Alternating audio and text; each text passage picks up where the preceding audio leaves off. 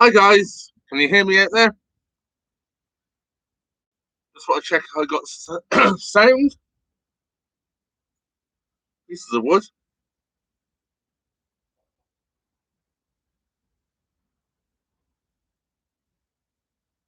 Can you hear me? Can you hear me? I was a bit prob. I had some problems with the internet a little while ago. I just want to check everyone can hear me. Yep, thank you, Mr. P. Well, 1 year. Yes, I've been on my boat 1 year, and guess what? It's time for a beer. I think it's time for a beer, and if you can read that, it says, is it in reverse or can you read it when you can see it? Because it's in reverse on my screen. It says, Old Man Grumpy. I'm not really. So, time for a beer. We're going to have an Abbott's.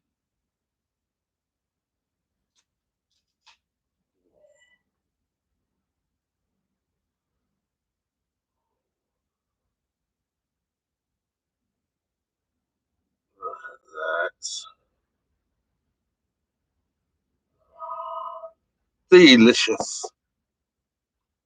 Cheers, everyone, and welcome back to my channel.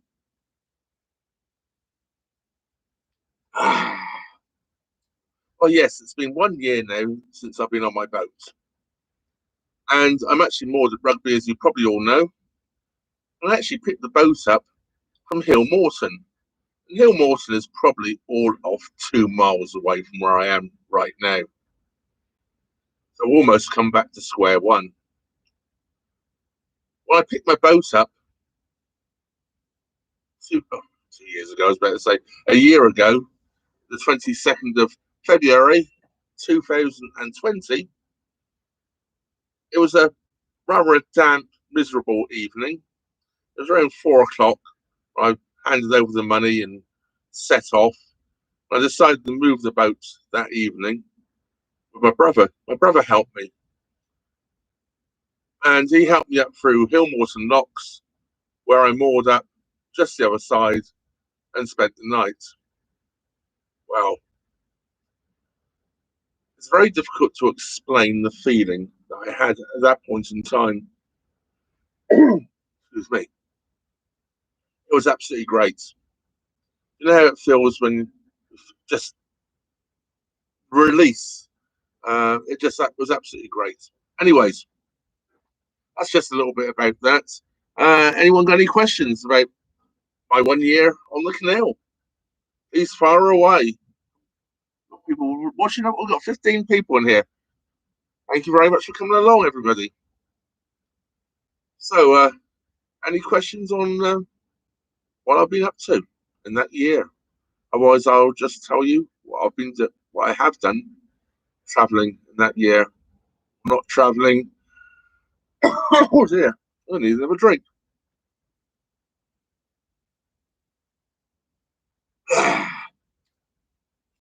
Well, yes. Oh, yeah, there must be bones in this beer. So yes, I left Hill Morton. I travelled south on the Oxford Canal to Braunston, where I actually met my mother and brother that Sunday for lunch. I left here on the Saturday, or I left rather Hill Morton on the Saturday. Met them for lunch on the Sunday, which I cooked on the boat. And then I travelled on down the Grand Union, onto the Grand Union. Yeah, yeah. Now I'm on the Grand Union Canal. On the Grand Union Canal, down to Bisworth and on to Stoke Bruin. I did it over 3 or 4 days. Lovely trip. And I did do a video when I was at Stoke Bruin. And I'm going to actually, in the quiz on next Saturday, there might be a couple of questions on Stoke Bruin. I might be a bit naughty again, like the quiz I did last Saturday. There's a couple of tricky ones in there. They look very, very simple, but they did catch a few people out. Well, I would actually tell you right now is one of them was obviously the tunnel, because I said I wanted the length of the tunnel, which is on the side, on the sign rather, at the tunnel. I assume that is correct. I don't know. I didn't measure the tunnel. If you actually go online and Google the tunnel, gives you a different length. If you actually carefully Google pictures, you will actually find a picture of the sign. Well, I did. I found it on there. Might have even been one I put up originally myself. But anyway, that was a tricky one. And another tricky one was how many locks and how long is the Oxford Canal? Because different places you look, it gives you a different length. Well, I assume the CRT know how long their canals are and how many locks it has. So I went by the CRT website, and that is what I used. I don't have all the other books. I actually don't have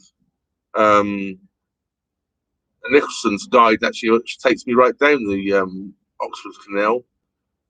And what's the other main one? I can't think now. I don't have any of theirs. I can't think what the books are now. So I use whatever. Anyway, that's getting away from this week's what I'm here for today. And yes, anyway, so I turned around at Stoke Bruin and I went down the Northampton Arm. Now, just remember, I've been there on the boat for just about a week. I'm still getting used to it, really. And I decided to take on the 17 locks going down the Northampton Arm single-handed. Actually, I quite enjoyed it. I had been on the Northampton Arm many a time before, so I knew exactly what to expect, which was fun. Went down to Northampton, moored up there for a couple of days, used get some shopping in and things like that. There's a Lidl close by, and a Aldi and Morrison's and B&Q, a few things I needed to get, so that was very useful. Turned around, actually I also went to my parents while I was there for a couple of days, and turned around, caught the bus to my parents from Northampton to Wellingborough. And I turned around, came back up the Northampton Arm 2 days after getting there, basically, or 3 days after getting there, and then headed back up north. And I ended up then, we went into the first lockdown, was it 23rd of March, was it? It was the day before my birthday. That was it. And we carried on. Then I was at Long Buckby at the time. I had food and groceries on the shop I was on the boat, which I purchased at Northampton. And after being at Long Buckby for about 10 days, I was starting to get short of food. And there is a co-op shop at Long Buckby, but it's a good walk from the top of the flight there. So I chose not to go there. I thought I'll go to Braunston. By the way, if it's noisy in here, it's because I've got the engine running.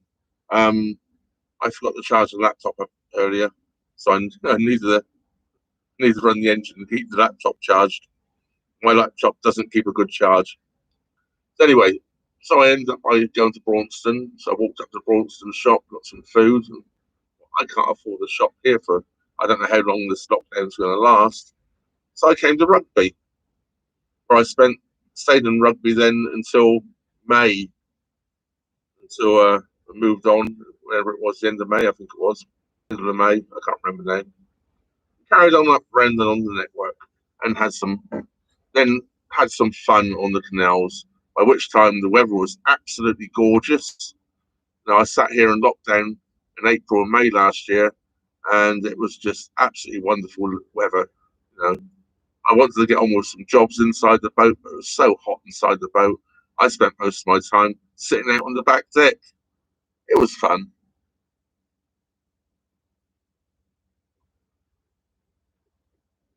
Now, I assume the live chat's working because nobody's putting anything in. Anyone got anything? Any questions to ask me?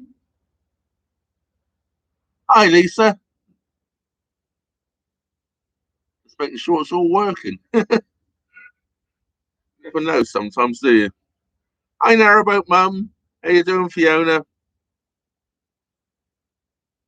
So yeah, then I carried on up to. I'll tell you the story where I went.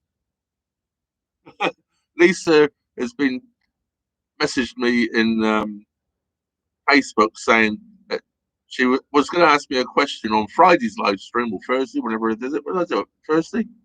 Wednesday? When did I do the live stream last Wednesday? Was it last week? I don't know.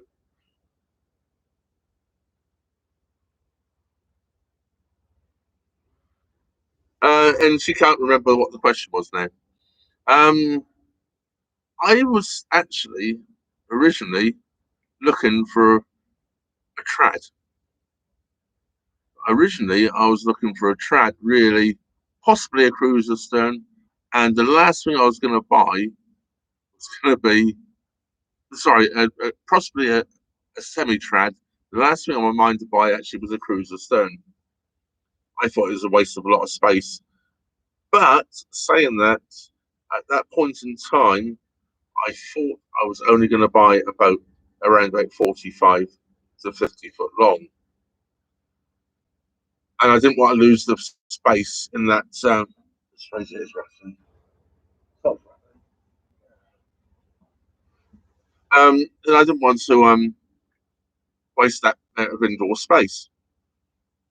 Well, this boat came up on the market, which is a 60-foot boat, and it's a cruiser stern. And to be honest with you, I am so pleased now I have a cruiser stern. It's so nice to sit out on the back deck, especially in some places where you're more up, like where I am right here. The towpath at the moment is so muddy. A nice day, it's just nice to stand out even on the back deck and people walking by. It's just, you wouldn't want to be stood there with this social distancing going on. If I'm stood on my back deck, I know I'm a couple of meters away from people anyway, so it makes things a lot easier.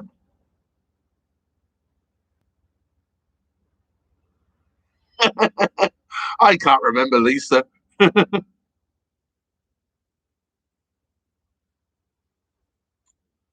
Well, it's a difficult one to answer, Ronald, at the moment on my costs. I I haven't really kept a log of what I've actually spent on the boat this year, and the reason being is the costs in the last year are probably going to be a lot higher than they will be in the years coming. And the reason I'm saying they're going to get cheaper is because when I bought the boat, I got it at a good price, and it was an ex-hire boat, so it was decked out for as a 10 berth boat.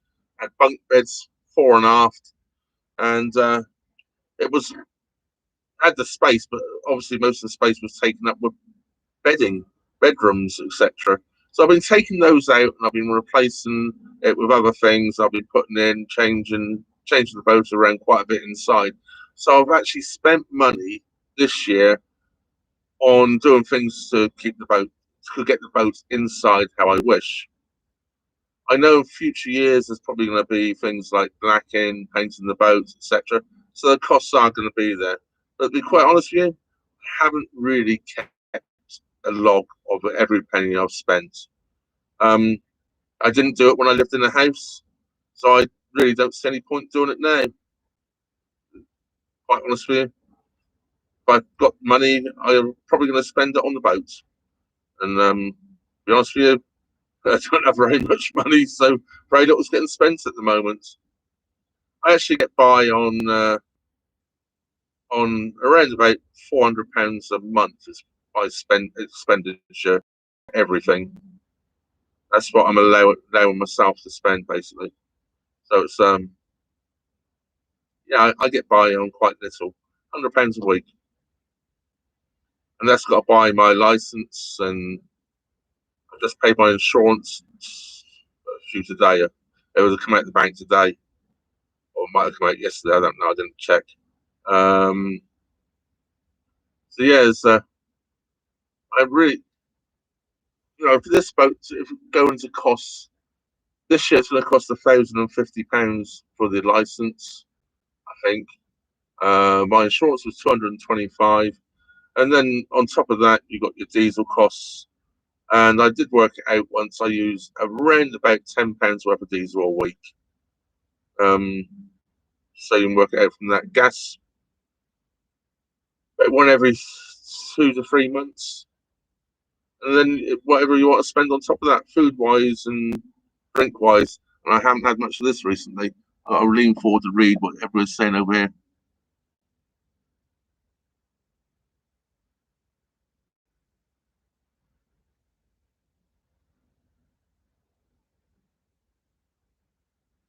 Yeah, do you know what? It's funny about the back deck space. I never thought about it until I actually had the back deck space, and how much I love it. I really do. Because as you're right, washing. I have one of those washing lines which goes on the tiller. They're called brolly mates. Actually, you fix it onto the tiller, and the washing rotary washing line fixes into it. It's been in some of my videos, so you might have seen it. Um, Very useful, and yeah, as the seating area, my parents come over at one time, and the four of us, my parents, my brother, and myself, all sat out on the back deck. We're out on the back deck, quite comfortable. It's quite a large back deck, and you can be out there quite comfortable, which is nice.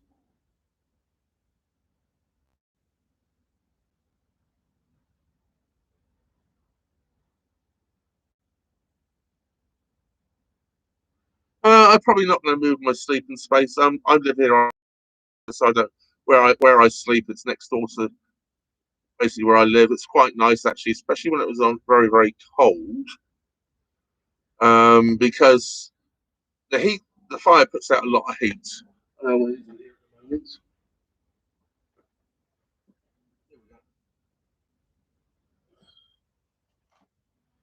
Here's, uh, here's the temperature in here at the moment.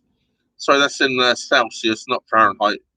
And the 55 is the 47 rather over there. So humidity is 22.9 degrees Celsius. So it's around about 23 Celsius. Which is what, 78, 78 Fahrenheit, something like that. Uh, but the bed is only about 8 or 9 feet from the fire. That's 10 feet. I'm sat here. I'm 20 feet from the fire, so it's warm here. You go right out into the back cabin because I have a walk-through bathroom between the main living area and the back cabin. It's quite chilly out there. It's a lot cooler, and I actually don't like the cold. So a lot of people like sleeping cool. I actually like sleeping warm. I've actually changed where I actually have pulled out the back bunks. They're all gone, and I'm actually building in cupboard space out there. Um, I have quite a few tools. I'm gathering more and more tools all the time. I have a small table saw, which you've possibly seen in some videos. I have a jigsaw and various other little tools, hand tools, etc. Drill, and all that sort of thing. And it's somewhere now I'm actually making racking space I can put it all into and make it tidy. Because well, not quite now because I've actually started tidying it up, but it was all just higgledy-piggledy stacked on top of each other, and it was a right mess out there. So as I'm now building the cupboard space, shelving space, it's tidying things up quite nicely. It makes it a lot easier to find.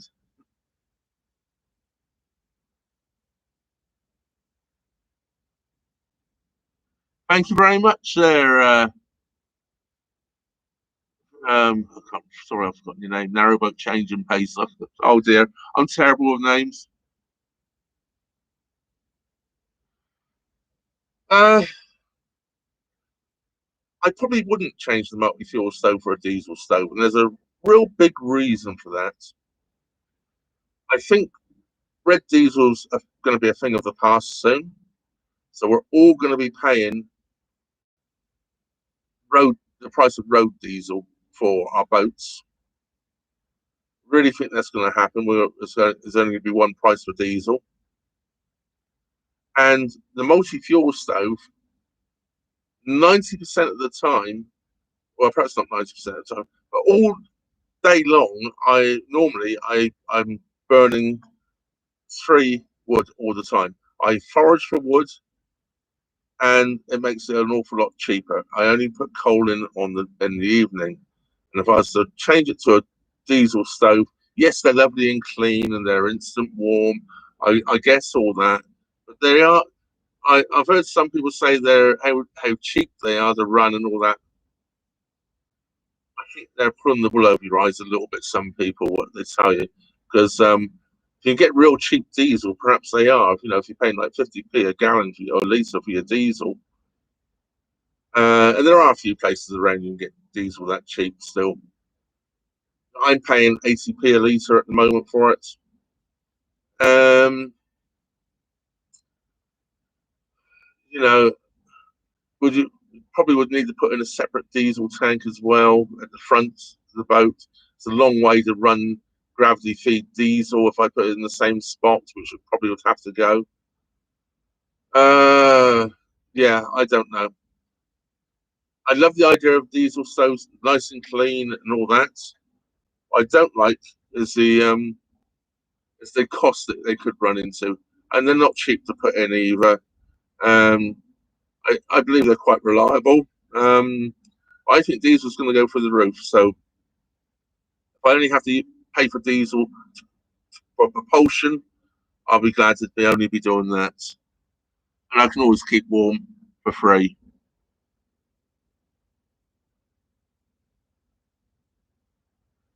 Oh, thank you, Dave. Yeah, Louise and Dave. I'm terrible. It was on the tip of my tongue, and I was going to say Dave. And I thought I got it right. Susie says, yeah, hello, Bob. Yes, it's been great being on here for a year.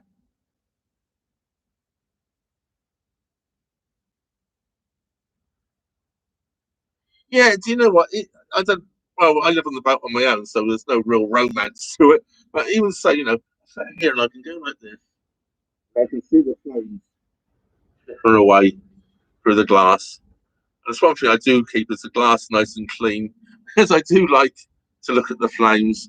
And I think you can actually feel warm even if it's cold. It's not cold in here, as I've just shown you, but yeah, I don't know. The diesel stove, yeah, each their own is what I say. If the diesel stove suits you, put a diesel stove in. The multi-fuel stove was always my way to go. And I'll tell you another few things also about the multi-fuel stove is it keeps the condensation down in the boats big time. Um, I just grab. I'm on my laptop again tonight. I'll just turn that around there. You can see our radiators in this boat. They're not working anymore. They're no longer connected.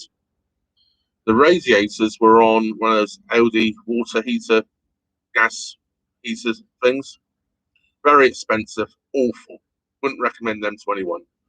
They're great for a holiday boat. They charge you for it anyway, so it's no big deal to them. They're charging you £2,000 a week. 35, 50 quid for gas is nothing to them. Well, when you're living on your boat and you're going to use two gas cylinders a week just to heat your boat, 70 quid a week, it's crazy. The other thing, the worst thing about the radiators is all they do is circulate the moist air. They don't dry the boat out at all. There's nothing to draw the moisture out of the boat.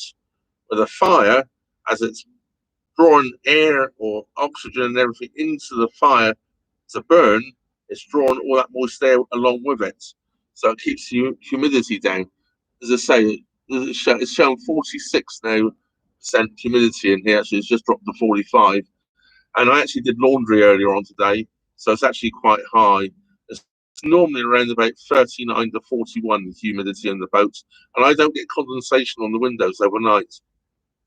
So I'll get just about on the metal frames a little bit, but the windows are dry. So that's another bonus with the multi from the board you didn't know about it. Yeah, actually, Louise, I hadn't much really at all until recently. Um, I didn't realise actually how I could actually set a pot on there because I have this big stainless steel double skin chimney going all the way up through to the roof. Um, I always thought it took too much space to actually put a pot on there, but it doesn't. I can still get a pot on the side. Okay, it overhangs a little bit, but as long as the engine's not running, there's no vibration. It's not going to fall off. And I actually cooked a curry today, and I like my curries to simmer a little while before I actually eat them.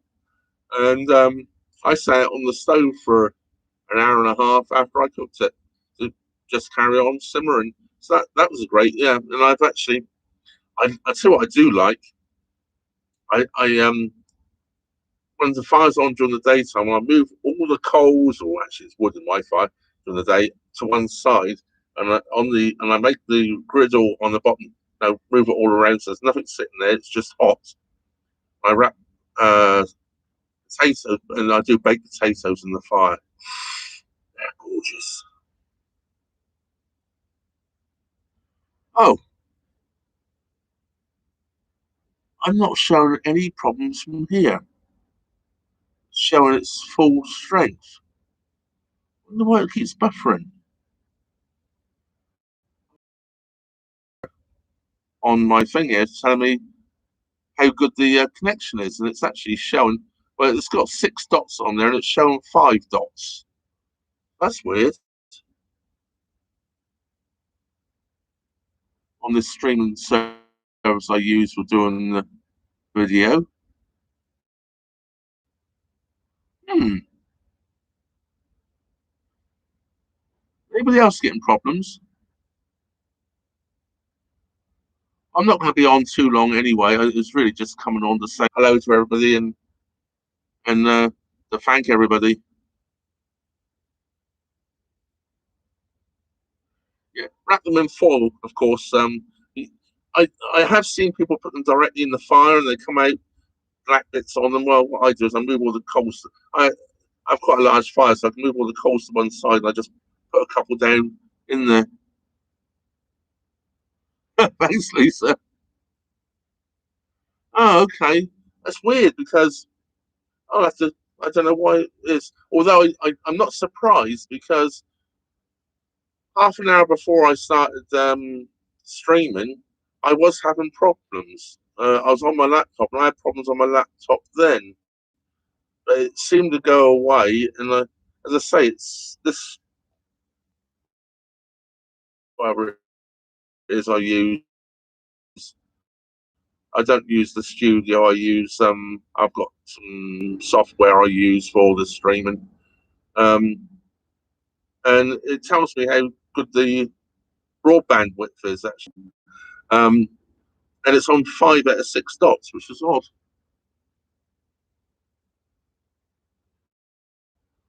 Okay, I'll carry on. Have a beer then. Yes, it's well, yeah. What was I going to say? It's been quite a year, hasn't it, for us all? I came on the boat to continuously cruise. I think I've just about got 6 months of the year cruising in. I picked the boat up on the 22nd of February.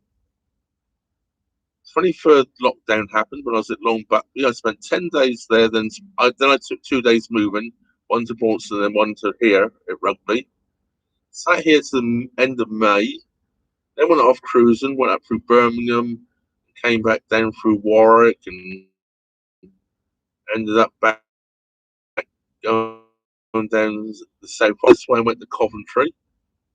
I came back here again. Then I went back to Coventry. And I come back here again. And then we went into then we went into the second lockdown, whenever that was. November, was it? In this October, November, I can't remember now.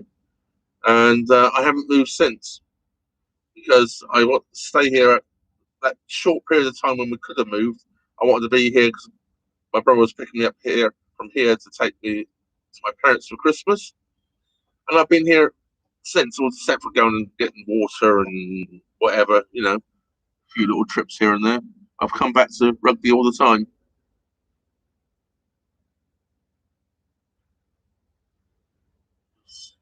Just make sure I haven't missed anybody. I'm terrible at missing things. I don't have the best of eyesight, as you probably all know.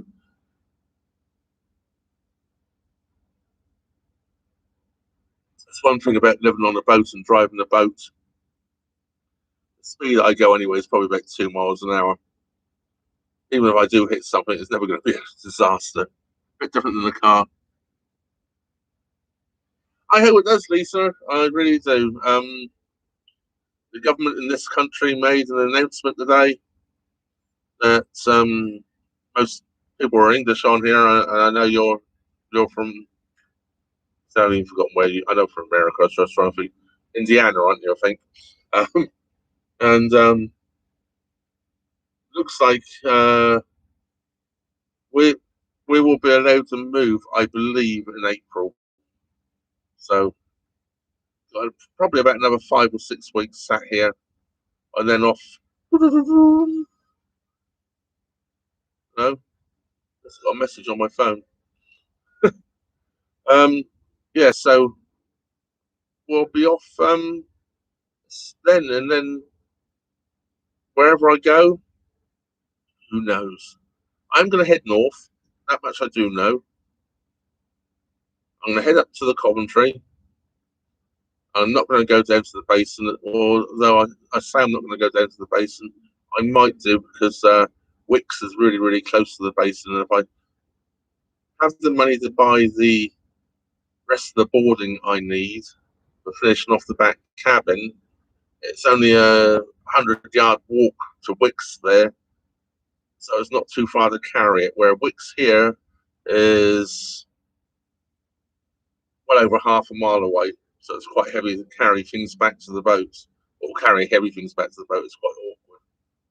So, depending on how flushed I'm feeling when I head off, I might go down to the Coventry Basin just to get some materials for continuation of projects.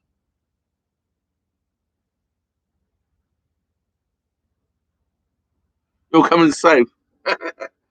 Well, I've I did the South Oxford. Well, I didn't do all the South Oxford, but I went down to Lower Hayford. I've done most of the Grand Union Canal South years ago, um, and I don't really want to go to London. I have no real reason to want to go into London by boat at the moment on my own. I, I don't want to do the Thames or anything like that. It doesn't really appeal to me. You know, I just doesn't. Uh, I was saying that it's not because it's the river. I just I've never liked London in my entire life. I've been there quite a few times, years and years ago. It's just never appealed to me. Sorry, anyone from London. It's just I know where it is. I'm not a big city person anyway. When I lived in Illinois, I didn't like going to Chicago. When I flew to places like LA, I didn't like being in LA. So it's not just that particular place. I don't like Paris. I just don't like these big cities. I don't. Well, I just don't like these big places. I don't know where it is. They just don't appeal to me. I don't mind small towns, small cities, but the big ones, I don't know. Just too many people, perhaps for me. I don't know. I don't know where it is. Yeah, I reason one of the main reasons I want to head north is since I narrowboated years ago. There's quite a few places now open which weren't open back then. The Peak Forest Canal wasn't open back then. The Macclesfield Canal wasn't really open back then. You could just go onto it a little bit. Um, Stanage Tunnel wasn't open back then. There's so much. Well, I know it's not so much. Yeah, it's that way as well. But There's just so much to do.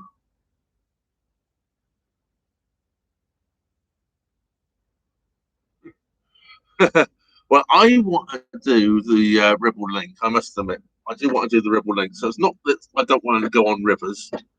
It's just I don't really I just really don't want to go to London. I think it's more to the point. I have no desire to go there at this moment in time. I'm not going to say it will never happen, because you never know. I might change my mind one day.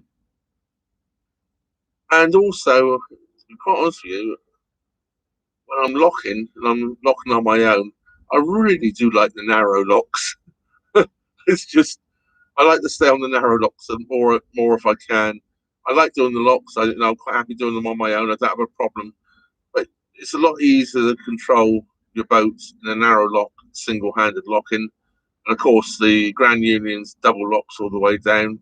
And if I go on the Grand Union like I did, and I've been down there down to Stoke Brewer, and I've done the Buckley flight up and down twice, I always wait for another boat to come along.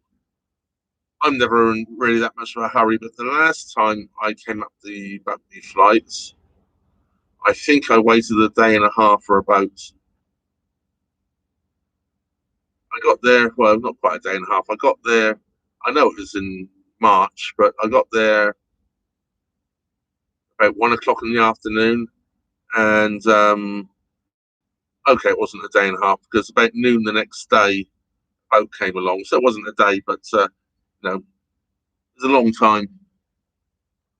And yeah, it's okay sitting around, but I just don't like doing wide locks, the double locks on my own. They're just, it's not so much I'm fearful of them or anything. It's just that they're awkward. When you don't have two boats in there, trying to control the boat, I end up by opening the paddles so slowly just to keep the boat stationary. Um, it's just doesn't appeal to me. The double lock and down the Grand Union all the way, double locks all the way, and yeah, just they just I had crew. I'd do with them. I was quite happy to probably go down there with crew. I was just not on my own. Yeah, yeah, and obviously the same water bit as well. Um, okay, when I was down there in March, the water was sluicing around everywhere anyway. It'd been raining for weeks, hadn't it, back then? Um, so I was probably glad to get rid of some of the water. But yeah, normally saving water is a big thing.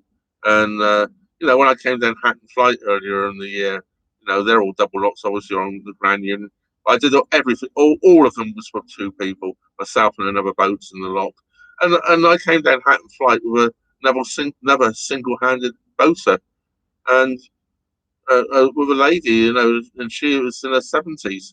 We're both single-handed, but with two boats on a lock, for the two of us, we breezed. Well, we didn't breeze it. We didn't. It took us quite a long time, but there was never a problem, never an issue. It's easy with two boats in the lock. I just don't. I won't do them with one boat in the lock. Electrics are brilliant. Yeah, the I just wish we had a bit more sun at the moment, so the solars would be doing a bit more. Yeah, the solars are. Well, they're bringing power every day. Doesn't matter how yucky and cold and wet and windy it is out there. I do get some solar every day. At the moment, I'm still needing to run the engine to top the batteries off. The solar today well, it was raining first thing this morning. It's kept me in power from 9 o'clock this morning until 5 o'clock tonight, 6 o'clock tonight when I started the engine.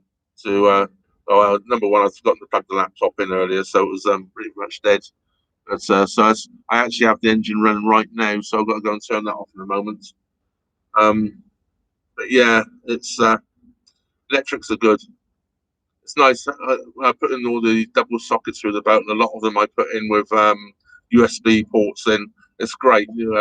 So many things have USB these days. I just plug them in wherever I want to go. Just USB ports at the back cabin, in the here in this cabin area, in the front cabin, and in the kitchen, I have USB ports everywhere. So it's quite easy, just whoop, plug in USB. And of course, I've got my inverter is 220 volts, so it's 2000 watt. So I can run most fans. It runs the everything off the inverter, no problems at all. The only thing I always do if I have the inverter on running equipment like that, I always have the engine running because I don't want to kill the batteries. And you could kill the batteries quite quickly running if you're pulling like 800 watts rather for a time. Like my table saw, actually that doesn't have draws 700 watts rather, but there's still quite a lot draw on your batteries. So you need to be replacing it as you're taking it out. Nice to see you.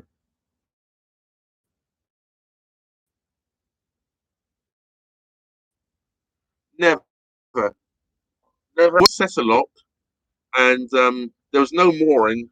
It was on the South Oxford, and they were doing work above the lock, and there was no mooring up to the lock. You had to moor, I don't know, about 4 boat lengths back, which I did. I moored up where it said you the moor. I walked down, I opened the locks up, opened the gates up, and another boat came down, went straight past me, and straight into the lock. Well, I did that, get them to come back out of the lock. I told them they could do one or two things. They would steal my lock and go down and come back and help me down, or they reverse back out the lock and let me back in. And they got a bit nasty over it, but they ended up by reversing back out, and they told me they weren't going to help me or whatever. So I told them, well, they weren't going down the lock. So, but that's the worst I've ever had. Never had any vandalism on the boat. But yeah, that was the worst I had. And uh, people, there was holiday makers as well. So no, I've got anything against holiday makers because I've been there, done it before now as a holiday maker, and most of them are really nice. Most people, I met some on where was I on the North Stratford Canal at the top of the locks. I was more 100 yards or so back from the top of the locks. I was there for a couple of days. I was just taking it easy. And I walked down to the locks, and there was a boat at the lock, holiday boat, never done a lock before in their lives. And I said, I don't like being pushy, but I said, you look a bit lost. Would you like, a hand or anything? They said, we haven't got a clue what we're doing. So I explained to them how to go through the lock and actually walked down to the next one and got them down a couple of locks. And they did all the work. I was just telling them what to do. Which was, I didn't have a windlass with me or anything. I was just out for a walk. I helped them down a couple of locks, and they were, oh, thank you very much. We really appreciate it. We're good now. We know what we're doing. They were all saying what they were doing and they did before, and they disappear on down Lapworth locks. Well, a day or two went past. I thought, time to move. I start going down Lapworth locks, and I get back up, and there's like 6 of them on the boat, and there's a father and mother, and they've got 3 adult children and one child of about 13 or 14, fairly adult anyway. And they sent their 2 boys to help me down the next 6 locks where I was going to moor up for the night. We're halfway down Lapworth locks. So they actually locked me down 6 locks. So it just shows you how nice people can be as well, which I think is great. They're on holiday. So you don't have to do this. You're on holiday. Oh, that's great. We're helping you. So off they came and helped me down. So it just shows you how karma can work. I helped them when they were absolutely totally lost and didn't know what they were doing. So them coming in and helping me down the locks. I didn't even have to get off the boat for the next 6 locks, which was great. But yeah, anyways, I only really come on quickly here to say thank you to everybody for their support this year. I really have appreciated it. Cheers to you all.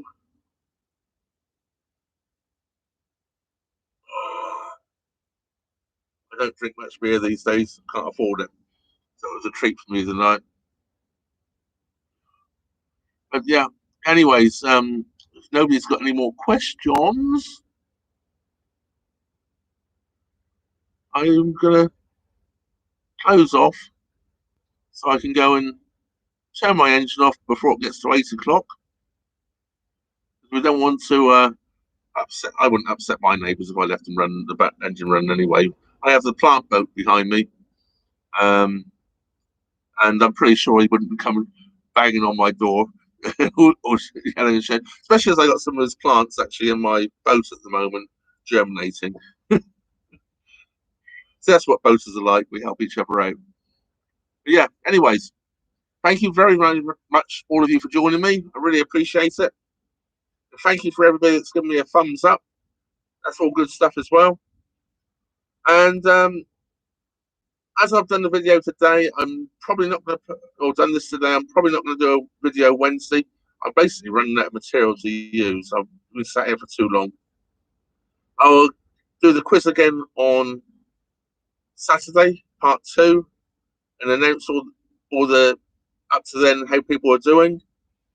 And I'm going to go for a walk one day this week, and I'm going to do a walk, and I'm going to try and do some videoing for that, and it'll be along the canal and all canal orientated. So we'll see how I get on with that, and try and get edited for the week after. It's just time, and I've got some. I actually got 2 videos almost finished now on cooking to go up as well on my cooking channel, so which I've started and got a bit waylaid on. I've been busy actually trying to sort some things out on the boat. Anyway, thank you very much, everybody. Really appreciate you all coming in and seeing me here today. And here's to another year's cruising. Hopefully, a year's cruising and not 6 months cruising and 6 months sat in one place because we're not allowed to.